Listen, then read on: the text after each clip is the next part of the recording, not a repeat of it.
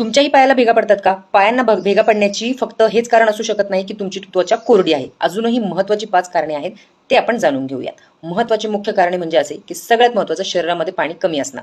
ज्यांच्या पायांना भेगा जास्त येतात त्यांच्या शरीरामध्ये पाण्याची कमतरता असते. दुसरी गोष्ट अनवाणी चालणे म्हणजे पायांची व्यवस्थित काळजी न घेणे, पायांची स्वच्छता न ठेवणं ही दुसरी गोष्ट आहे.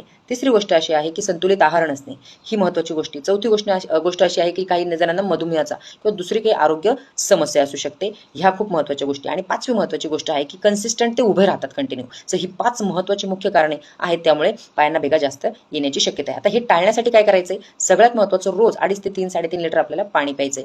त्यानंतर आपल्याला आपल्या पायांची योग्य काळजी घ्यायची आहे. स्वच्छ पाय ठेवायचे आहेत. आरामदायी फुटवेअर वापरायचे आहेत. त्यानंतर महत्त्वाचं म्हणजे संतुलित आहार घ्यायचा आहे.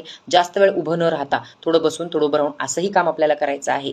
ह्या महत्त्वाच्या गोष्टी जर आपण केल्या तर आपण पायांना भेगा वाढण्यापासून वाचू शकतो. जर लक्षात ठेवा, जर पायांना भेगा जास्त वाढत असतील किंवा पेन होत असेल, दुखत असेल तर त्वरित डॉक्टरांचा सल्ला घेणे गरजेचं आहे. तुमच्याही पायांना भेगा आहेत का?